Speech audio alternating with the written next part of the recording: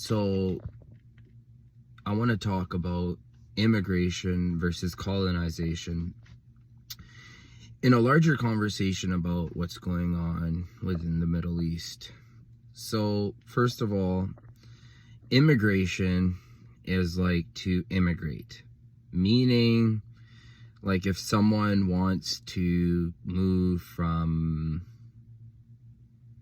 Japan to North America, they would be immigrants and immigrating. And there would be a period where they audition in a sense, and then essentially they would be fully immigrated in, get citizenship, and at that point they would be given full rights like all citizens of that country.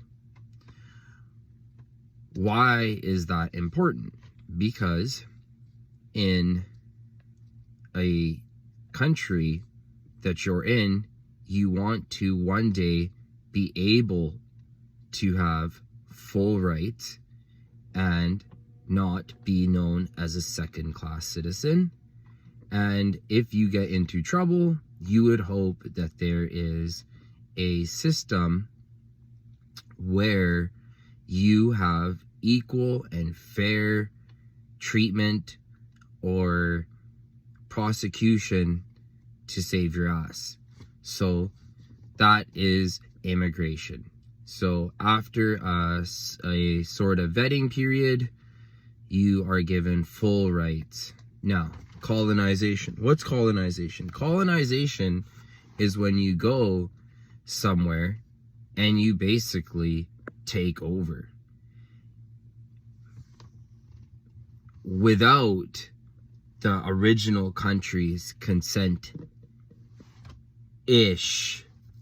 So if you go somewhere and you just start living there and then you just say, yeah, I don't follow the system here, we're going to do things my way, and then you force that onto a group of people, then you're going to have rebellions, flare-ups, two-tier justice system, not fair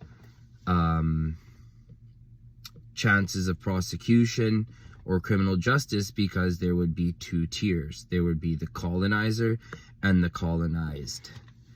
So in a colonizer system, the goal is to not really immigrate. The goal is to not become one. The goal is to not have freedom for all, and every man is created equally under the eyes of the law. That's just not even a theory in colonization. Now, let's just leave that there, because we've understood now what's immigration and what's colonization. Let's talk about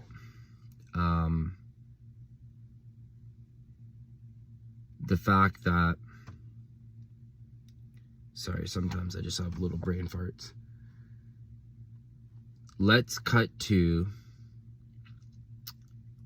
2023. This is the Middle East situation is after the okay? So you have a population worldwide that is now primed for psyops. And you have, of the population, 30%, I would say from 25 to 30%, who will look at the TV and just be like, whatever that TV says, I'm going to do the exact opposite. I'm going to look at the TV, and whoever is told as the good guy will start off, or whoever's told is the good guy will start off as the bad guy, and will have to dig himself out of a rat hole to prove that he's good. Because this is a time of mass confusion, unlike anything else. In 2023, it is a tough task to do colonization. Can it be done? Yeah. But doing slavery in 2023 on Twitter for the whole world to see? Wow. That's a tall order. That's a tough ask. So we have to just factor in all these different factors into the sense that there's colonization, immigration, and then you have public opinion. And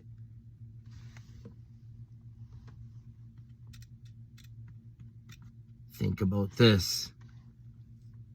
If you owned a race car company, like let's just say you make race cars, and you hire the biggest influencers to promote that car.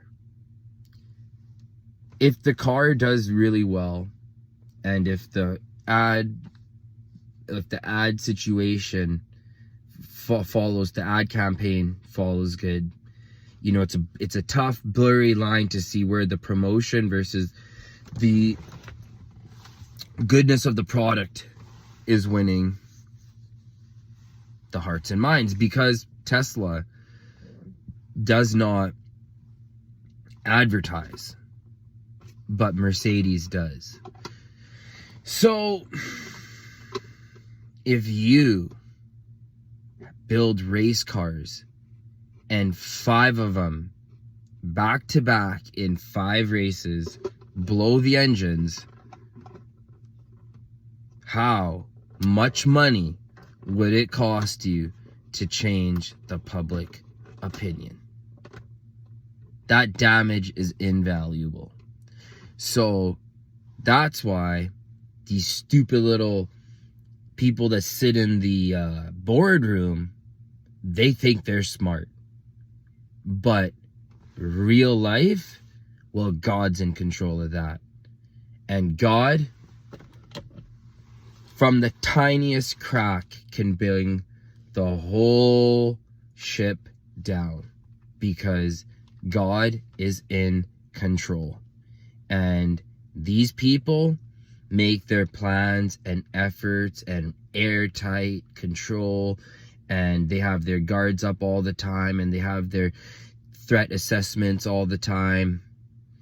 But if every program is not firing on all cylinders, well, then the system is compromised, and all your planning is just throw it away. So,